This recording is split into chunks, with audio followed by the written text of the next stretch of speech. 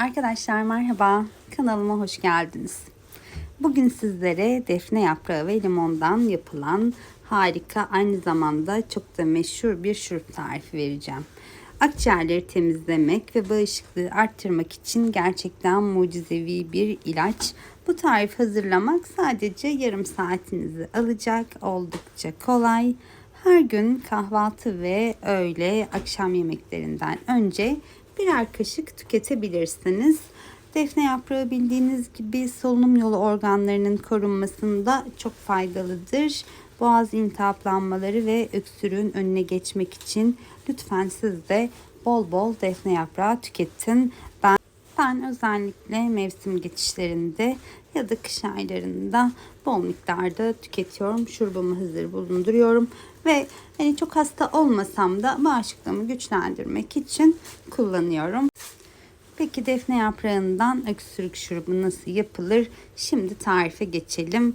Yaklaşık 12 adet defne yaprağını küçük parçalar halinde böyle kıralım. Temizlenmesi içinse bir kaba alalım ve su ile yıkayalım. Lütfen videonun sonuna kadar benimle kalın çünkü gerçekten çok güzel bir tarif hazırlayacağız. Çok kısa sürede ciğerlerinizi toparlayacak iki harika hem de doğal çözüm bu videoda sizi bekliyor.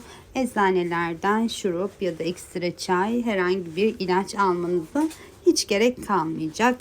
Bronşit, soğuk algınlığı, mevsimsel geçişler ve sigara keşke kullanmasanız zararlı etkilerinden bu şurup sayesinde inanın kurtulabilirsiniz. Defne yapraklarımızı bir güzel yıkıyoruz. Sonrasında ise onları bir tencereye alıyorum. Tencerenin içerisine sadece bir yemek kaşığı su koyalım ve üzerine 15 kaşık toz şeker ilave edeceğiz. Kısık ateşte karıştırarak böyle rengi değişinceye kadar sarı olacak önce. Sonra ise biraz daha karamelize olacak. Karamelize olana kadar yavaş yavaş pişireceğiz. Sürekli karıştırmamız burada çok önemli. Gördüğünüz gibi şekerin rengi iyice değişmeye başladı. Hatta böyle koyu kahve olunca bir bardak sıcak su ilave edeceğiz iyicene koyulaşınca. Bir taraftan siz de sıcak suyunuzu hazırlamaya başlayın. Gördüğünüz gibi her geçen süre biraz daha koyulaşıyor rengimiz.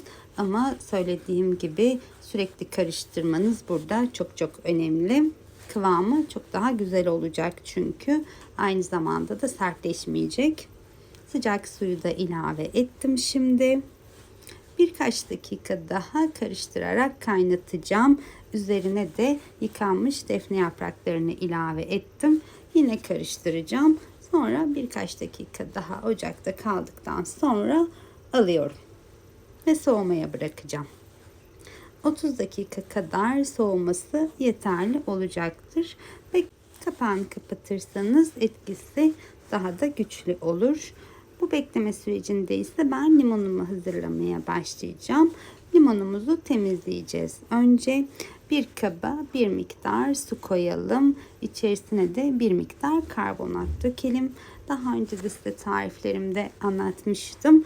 Limonun dış kabuğunu karbonat ve suyun içerisinde ovalayarak yıkayacağız şimdi. Hatta gözeneklerinin iyice temizlenmesi için bir miktarda ben tuz kullanacağım. Tuzu elimle limonun üzerine dökeceğim ve iyicene ovalayacağım.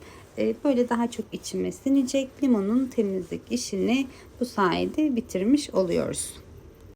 Bu arada videoyu hangi ülkeden izliyorsanız yorum kısmına bana yazarsanız çok çok mutlu olurum. Limonumuz yeterince temiz oldu bana göre. Şimdi limonu ortadan ikiye keseceğiz. Önce bir yarısını dilimleyeceğiz. Kalan yarısının da suyunu kullanacağız. Bu size vereceğim ikinci tarif ile gerçekten o sigaranın zararlarını hafifleteceksiniz ve öksürüğünüze çare olacak harika bir çay olacak.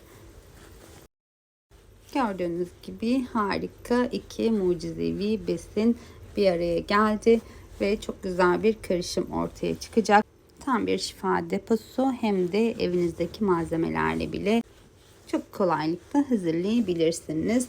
Diğer karışımım tencerede soğumada biliyorsunuz bekliyor.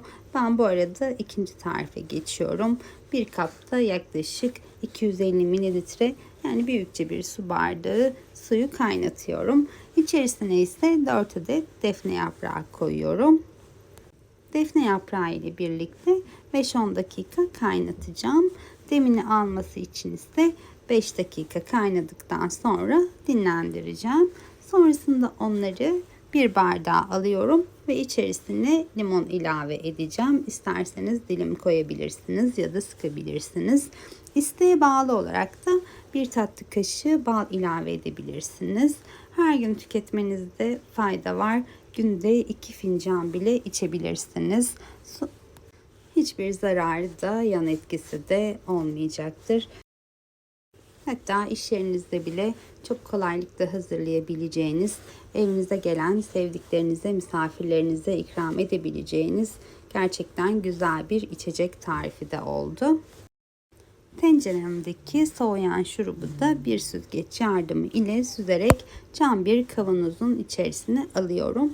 Bu kavanoz içindeki şurubu 15 gün boyunca saklayabiliyorsunuz. Günde 3 defa birer kaşık tüketebilirsiniz. Kavanozun içerisine dilimlediğim limonları da atıyorum. Yarım limonun da biliyorsunuz suyunu sıkmıştım. Onu da ilave ediyorum. Çocuklarınızın kullanmasında da hiçbir sakınca yoktur. Siz kullanırken onlara da verebilirsiniz. Umuyorum bu videoda vermiş olduğum tarif size ve sevdiklerinize şifa olur. Hatta tarifimi lütfen sevdiklerinizle de paylaşın. Onlar da faydalansın. Daha önce de sizlere söylediğim gibi her tarif kesinlikle düzenli kullanımda etki eder. Bunu da lütfen ihmal etmeyin. Yaptığımız tarifleri düzenli kullanmaya gayret edin. Daha fazla sağlıklı tarif için de kanalıma abone olmayı unutmayın. Hoşça kalın.